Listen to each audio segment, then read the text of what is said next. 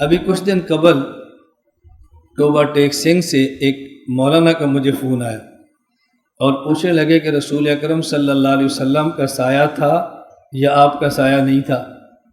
یہ مستقل باتیں سمجھانے والی ہیں ربیع الاول سے پہلے، کیونکہ ربیع الاول میں مسائل نے چھڑنا ہوتا ہے تو ربیع الاول سے پہلے باتیں سمجھا دے تو بحث ختم ہو جاتی ہے۔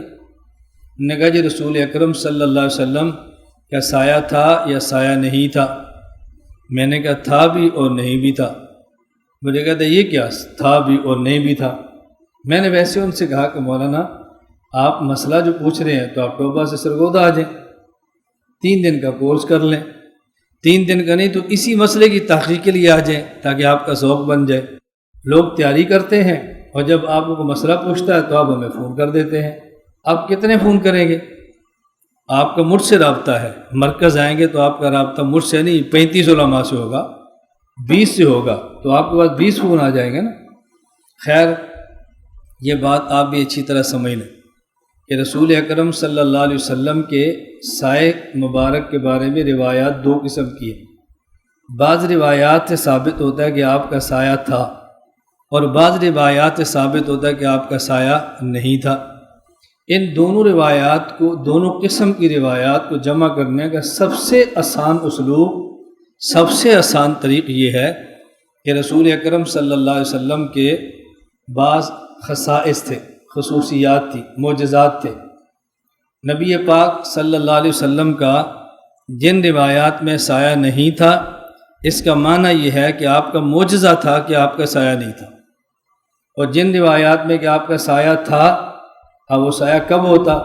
جب آپ باہر نکلتے، آپ کے اوپر سورج پڑتا، تو جب آپ باہر نکلتے سورج نکلتا تو آپ بغیر لباس کے نہیں ہوتے، آپ نے لباس پہنا ہوتا تھا۔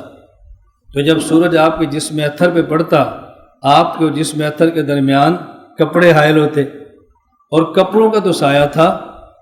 اس لیے جن روایات میں کہ سایہ نہیں تھا، اس کا معنی کہ آپ کا معجزہ تھا، اور جن روایات میں تھا کہ آپ کا سایہ تھا، اس کا معنی یہ تھا کہ آپ جس اتھر پر جو کپڑے تھے اس کی وجہ سے سایہ بھی تھا۔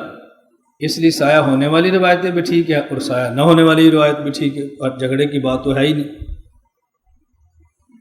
اور بعض لوگ رسول اکرم صلی اللہ علیہ وسلم کے سایہ نہ ہونے سے دلیل پکڑتے ہیں کہ آپ بشر نہیں تھے۔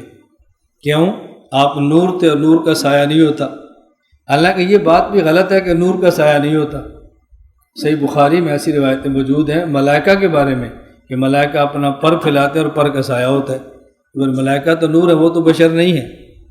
حدیث پاک میں ہے کہ سبعۃ یظلھم اللہ فی ظلہ یوم لا ظل الا ظلہ، اللہ قیامت کے دن 7 قسم کے بندوں کو اپنا سایہ نصیب فرمائیں گے جب اس کے علاوہ کوئی اور سایہ نہیں ہوگا۔ تو اللہ تو بشر نہیں ہے، پھر اللہ کا سایہ کیسے ہوگا؟ اب سایہ کیسے ہے؟ وہ اللہ کی شان کے لائق ہے۔ متشابہات میں سے ہم اس میں بحث نہیں کرتے، ہم اتنی بات ثابت کرنا چاہتے ہیں کہ فرشتے نور ہیں، سایہ پھر بھی ثابت ہے۔ اللہ کی ذات نور ہے اور اس حدیث میں سایہ ہے، وہ متشابہات میں کیسے، ہم اس پہ کوئی بات نہیں کرتے۔ اتنی بات میں عرض کر رہا ہوں کہ سایہ نہ ہونے سے یہ دلیل پکڑنا کہ بشر ہے، یہ بنیاد بالکل غلط ہے۔ میری آپ گزارش سماعت آ رہی؟ خیر یہ تو مسئلہ چلا اس بات پر کہ نور اور ظلمات کا ذکر آیا۔